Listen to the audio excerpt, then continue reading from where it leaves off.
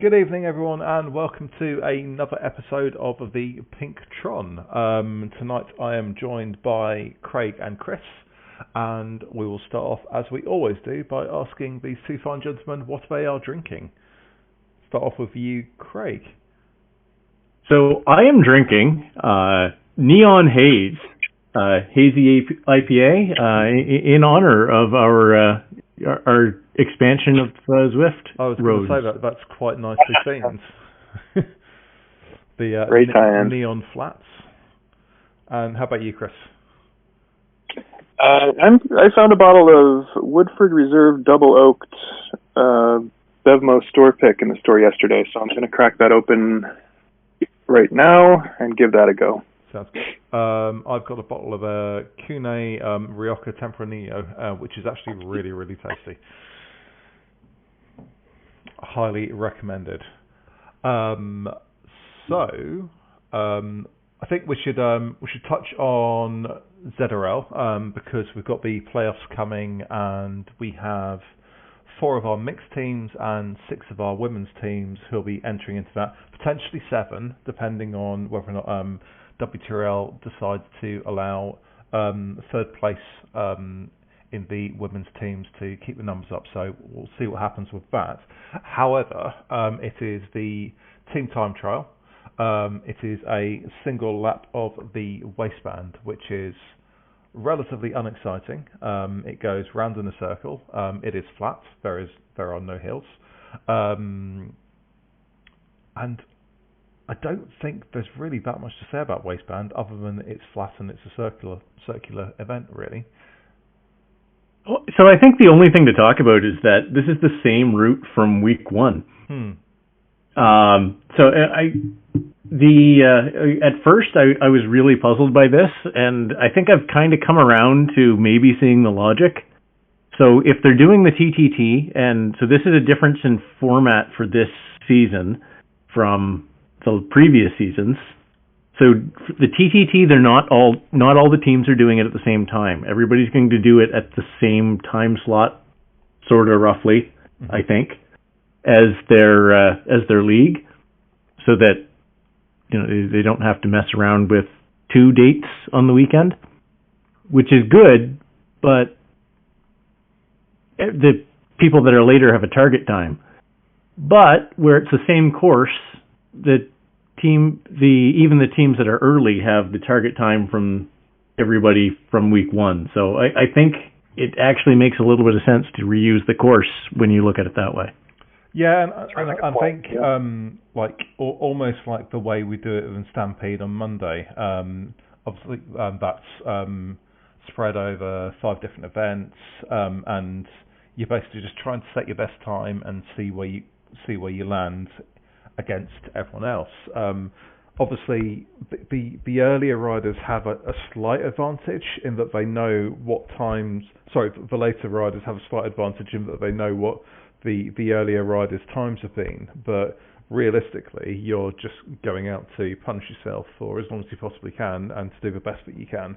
And that'll be the same with the TTT riders. So I like this idea. I think it's good. Yeah, I think it's great because we know these roads pretty much backwards and forwards at this point. There's no tips or tricks. Nobody's going to get caught out by any sort of features that we didn't really know about because we haven't ridden this road, 8,000 times. So I like it. Unfortunately, we weren't, as the Bidets, not lucky enough to make the playoffs, but that's another conversation. Oh, B1 was absolutely brutal, and I hated every single second. However, I do really like the fact that teams are able to stick to their time zone, certainly for this part of the playoffs, and race at a time that suits them rather than feeling pressured to enter an event that might be in the middle of a working day. So, I really like this format, and I think it's a really good improvement.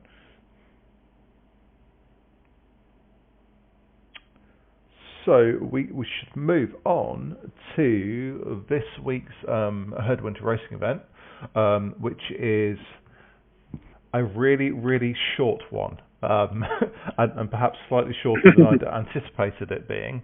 It's about 12.7 kilometers. It is in New York. It is Lady Liberty and involves the New York KOM. When I set the route and saw it was 12.7, I saw, okay, it's got the New York KOM. So that'll slow it down a little bit. Did not think people would be finishing it in under 20 minutes, let alone in 17 minutes flat. So, Chris, you've done this route. Why don't you tell us about it?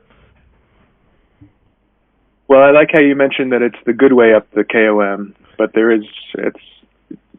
it's just a different kind of bad, James. There's no good way up it.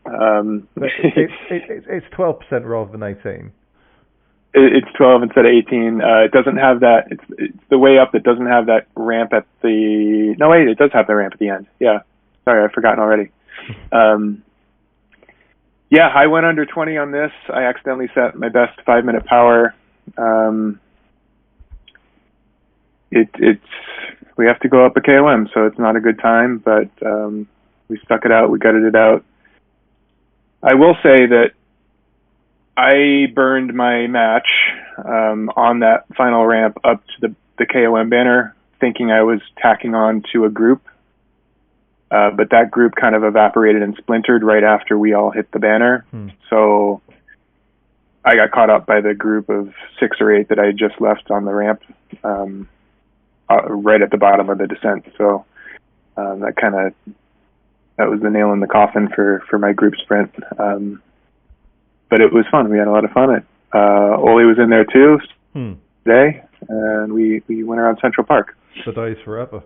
So for those who don't know the route, basically you start at the main New York Penn, you head south, and you hit the New York Com fairly quickly. After you've done the Com, you do a relatively short loop back to the start-finish banner, which is a downhill sprint. And as I mentioned earlier, it's 12.7 kilometers. Isn't an enormous amount of climbing. I'm guessing probably around 200 meters for the entire lap, maybe 250. But it's short and it's fast, and if you do finish the lap in about 20 minutes, you'll probably be getting a new FTP. And if you do it in under 20 minutes, you'll probably be setting a new 5-minute power best. It's short, fast, and it's probably going to be relatively painful. In terms of bike choice, I would have to say Pink Tron. I went Pink Tron. Yeah, I don't see how you would do anything else, but I'm sure Craig will disagree. No, it's hard to argue. The only other thing would be a climbing bike. So that's too short. Can you get in the draft of a group that you wouldn't otherwise? You don't need a full second to do that. So you don't need a big difference to maybe be a difference, but the chance of it actually that being enough of a difference to make a difference is pretty small. Mm-hmm. I reflect, if I had gone different bike choice on mine, if I had gone full climbing setup, as I've done on races like these, maybe of a different length or with a little bit more climbing, I don't think it would have helped me. Like I said, in the real-time situation that I was in, I would have grabbed onto the same group, I think. Everybody else had gone further up the road, and a climbing bike isn't going to make as much of a difference as I needed. But I probably would have drifted backwards a little bit more on the bunch sprint at the end, I think, especially because it's downhill.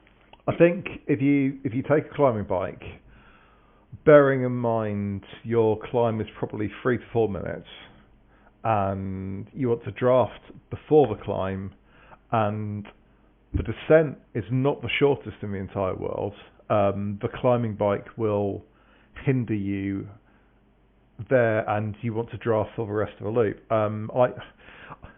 I cannot see the climbing bike being the right choice. I mean, Craig may disagree and often does, but I would go with the Tron for a good drafting bike that's actually not too bad going up hills. Yeah, no, I can't. I can't completely disagree with you, James. It's just after that race on Tuesday with the gravel bike in the draft. I guess I'm really. I'm really thinking more and more that you want to be on the right bike for where in your course is decisive.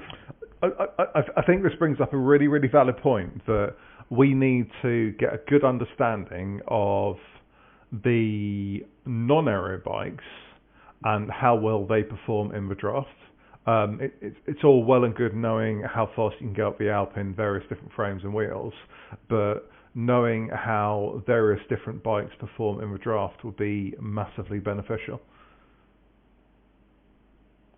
I mean, if you're taking the difference down in a big group draft situation to at most 70% of the difference. Yeah. As far as the aero, so. Yeah, I don't know if it's more than that or less than that or what. So that's. I think it would have been for this week in ZRL especially would have been really good to know how well the gravel bike performs in the draft, and for events like this, how well does the climbing setup perform in the draft as well. These are things we don't know. We'd like to find out. Eric Slange, if you're listening, please tell us. you have the setup in place to enable these sort of results, and we would love to know. But until the key takeaway is just always take a Canyon Grail moving forward, just to be safe, in case you encounter any sort of dirt. Yeah, just in case. So that's pretty much Lady Liberty. Moving on to what we've got in store over the next week. So I'm going to break this down into mixed and women's only, mainly because I now have two spreadsheets. So we have Lady Liberty today, tomorrow, and Sunday. Depending on whether or not you're listening to this, that'll be Friday, Saturday, and Sunday. Herd of Mountain Goats. It's the really, really, really fun Three Sisters route on Sunday and Monday. Stampede is going to be a little bit special because yes, it's Countryside Tour all over again and only 2 laps this time. Will you bike change? How quickly can you bike change? Is it worth it? Who knows? Does anyone care? Probably. And the final mixed event is Bullseye on Wednesday, which is 4 laps of the Lutece Express, which is Champs-Élysées backwards. Moving on to the ladies or women's events, we start off with the very first event of our women's time trial series, which is on Saturday and Sunday. That's in terms of UTC or GMT, that is 9 a.m., 12 p.m. and 8 p.m. on Saturday, 1 a.m., 12 p.m. and 8 p.m. on Sunday, and it's a single Bologna slog. So that is basically race up to the top of a hill and you're done. On Tuesday, and I cannot remember all the times, I think it's 9 a.m., 7 p.m. on Tuesday, midnight and 2 a.m. on Wednesday. It's the first event of the Herd series, and that will be a single lap of Tempest Fugit on TT bikes. So that'll also use the TT module as the Bologna event in the time trial series does as well. So those are our 6 different series, and guys, I'm guessing you're not going to enter any of the women's events, but are you planning on entering anything other than HWR? Hey, what are you thinking? So I don't know. I'm actually considering another go at Countryside Tour, but I don't know. I actually want to cut back on the racing. I'll probably just do HWR for the next few weeks and start doing some structured workouts. I've definitely not been riding much, and yeah, need to build a bit. So I'm going to do Countryside Tour on the ITT. I am going to start Max Aero. As soon as we hit the gravel, I'm going to change to a gravel bike, and then go Max Aero will be hit the tarmac again, gravel when we hit the gravel again, and then I'm going to stay on the gravel bike to the finish line because it's mainly downhill. And do the TTT on Thursday. Yeah, I hopped in with the Sharks this past weekend this past Thursday for the first time in forever, and that was great fun to be back in the TTT on Thursdays. So I'll probably look to do that again. Did Stuart Williamson lead everyone round for the entire time? He did. Yeah, he did. He was a rock star. Yeah. Tim had him do. Everybody else was doing 30-second pulls, and he had him do 1-minute pulls with twice the frequency, and then he led us up the hill, and then we very rudely super tucked away from him on the descent, kind of like we did to you, James, in France. Actually, the last time I raced in Sharks which was about 2 weeks ago. I think there were 6 of us, including Stuart, and the other 5 did one bank of 30-second pulls, and then Stuart pulled us round for the rest of the race, and he was an absolute trooper and did a brilliant job. And realistically, Stuart will just go round at 4.7 perfectly happily and have a lovely chat with everyone on the way round. And that seems to work really well. Keep doing it. If it ain't broke, don't fix it. Absolutely. It was a great ride. I'm happy to be back with those guys and gals. So yeah, I'm hoping to ride Sharks this week if they'll have me. So that should be fun. Let's talk Neokio. I don't know if you gentlemen have managed to do any of the routes yet. But I've done all 8 all today, and there are some absolutely fantastic race routes in there. I just want to highlight a couple. So we have Sprinters Playground, which is 12 kilometres long. There are 4 separate sprints in there. So I am thinking that when Herd Summer Racing League comes around, we'll be doing 3 laps, which will have 12 sprints, and that'll be fantastic. Trying to remember the name of the route. That there's a 3.8 kilometre route. I think it's a Rooftop Rendezvous. So it's 3.8 kilometres, which is brilliant for bullseye. So let's call it 8 laps. But in that lap, halfway round, you go up the Rooftop KOM. So in terms of bullseye tactics, you're going to be wanting to drop as many people as you possibly can on the KOM, head back down and be first over the line. Another really good route, race-wise, for a single lap is Temples and Towers, which encompasses the Rooftop KOM in Neokio, and then you head out to Yumesi and you'll do the Castle KOM and the Temple KOM, head back to Neokio and straight over the finish line. That is 34 kilometres. If anyone feels like doing all 8 badges all in one go, it is 135 kilometres and will take you around about 5 hours at 2.3 watts per kilo. I know this from experience. My rear end still hurts and my quads are on fire.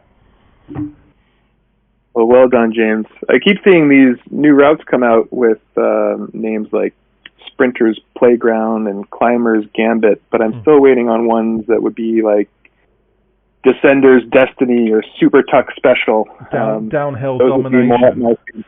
Downhill Domination. We need to get those. If only we knew somebody at Zwift who could help set up these event-only routes. Curses. Very, very unfortunate. We do not know any of these people. Couple of the other routes, Neon Flats and Sleepless City are the flat routes. If you're looking for a longer flat route, you've got Wandering Flats, which is 25 kilometres and about 160 metres of climbing, and that will take you into It starts in Umesi and also goes into Neokyo and then finishes back to where you started. My initial feelings are they've done a bloody brilliant job with Neokyo. It's really good fun. Loads of sprints. The sprints are long. The shortest is 330 meters. The longest is 640. And if you're Dutch, that is 64,000 kilometers. Centimeters even. Yeah. It's a long sprint, but the second half of it is downhill. So that's my kind of sprint. Okay, yeah. I'm in. It's Sprinters Playground looks like a lot of fun, James. Oh, it really does. And you know, we were doing it like 2.0 to 2.5, so we didn't really experience the sprinting aspect. We were just trying to get through 135 kilometers. But I think race-wise, that'll be brilliant. And I think the Rooftop Rendezvous will be a fantastic bullseye route, and I think Temples and Towers will be a really good FTS points race as well. So if I get a chance, I may have a chat with Charlie Issendorf if he will respond to lowlings like myself. And also say, please, Charlie, put some hills in ZRL. Nope, no. Oh, come on, look, I'm 68 kilograms. I need one race where I'm not fighting for 60th place. Fine. You get one race, James. You just had to make the playoffs, James. All I want is one. You just had to make the playoffs. What's the points race in the playoffs? It's the Innsbruck KOM after party. Why was that not in the actual? Oh, I'm really upset. that was like one of my favourite events. I mean, don't get me wrong, I was awful in the sprints, but I think that was one of my favourite events from, I think it was second series of ZRL. It was. Yeah, when we had like loads of us in B, Becca was in B as well, and that was just a really fun route. Oh, I'm really upset they left that to playoffs. Oh, maybe next season. Maybe they'll make up. Maybe they'll make up. At least it's the playoff route, James. That's as opposed to the playoffs being a sprint fest, right? Maybe they'll make up for it by having 2 climbing routes in the next series, seeing as there were 0 in this one. Every route is a climbing route for me. Chris, you can't call 3% a climb. Oh, it's certainly not a descent, James. That is true. I think this takes us on to our final segment, the newly named Zwift Heroes. I want to give a shout out to Chris Pritchard.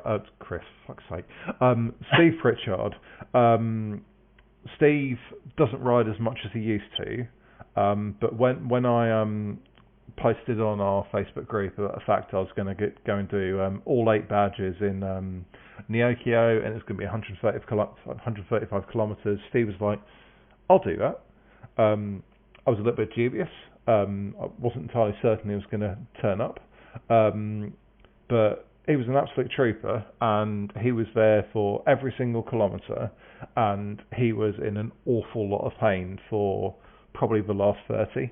And in terms of fitness, there's a big difference between riding 6-7 days a week and riding 2 or 3. But Steve was great. The chat was great. He was really good company, and he did so well. Well done, Steve. Anyone else is welcome to talk. So I was actually going to shout out to all the teams from the herd that are in the play. Well, all the teams in general that race ZRL, and I think everybody had a pretty good time. Definitely from what I've heard, anyway. But I'm gonna list the teams that Please do. should be in line for an invitation to the playoffs. So we've got the herd of pacing Palominos in EMEA B, and then the dynamic Dingoes and herd mentality in mixed C, and the herd of powerful pronghorns for America's West D's. So, and those are our mixed teams. And then sorry, Craig. Did the Mavs not get in? The Galloping Mavericks. I don't think so. I think they ended up in third. Oh, okay. I thought they'd finished second based on the last race. I may be wrong. Please continue.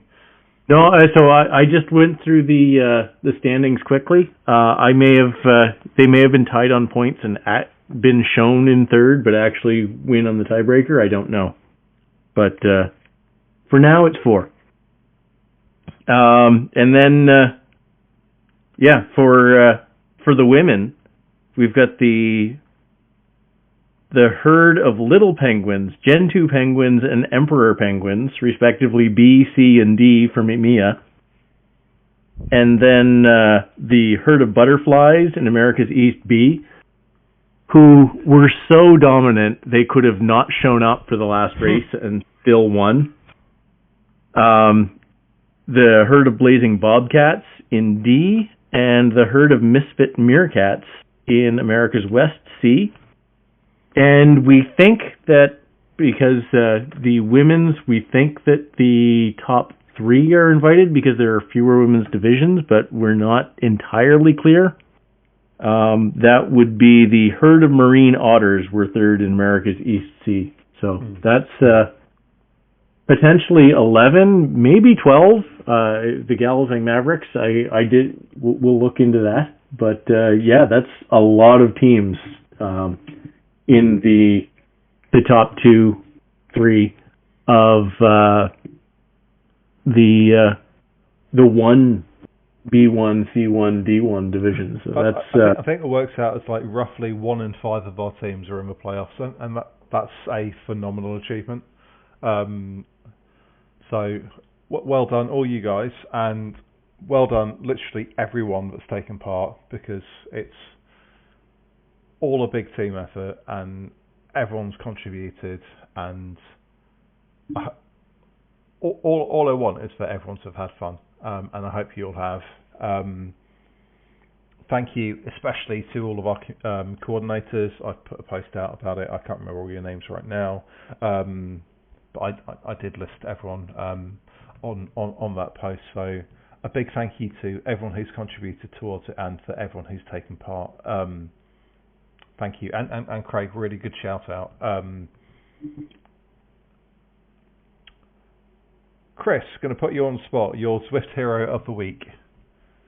Well, you just fucking stole mine, James. I was going to say that massive thank you to all the time zone captains for organizing ZRL or ZRL, as you like, because with all that organizing and herding cats, none of us get to take the start line. So as we wrap up and head into the playoffs on another season, I just wanted to say thank you to all the guys and gals who helped do that. I'll allow it. That's okay. Thank you. Very generous. So, unless we have anything else to add, Craig, Chris, anything more? Nothing from me.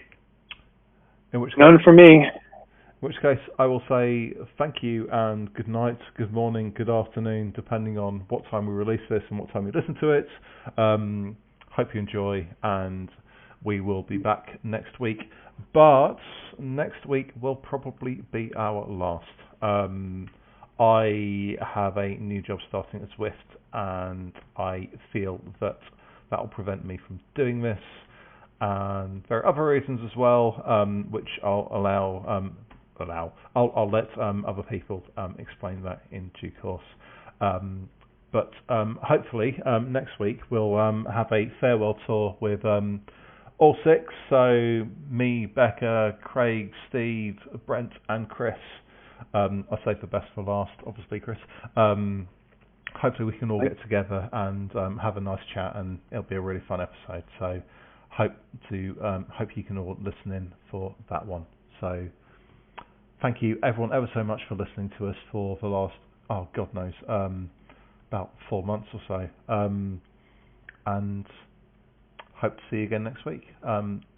Thanks Chris, thanks Craig, and thanks everyone for listening.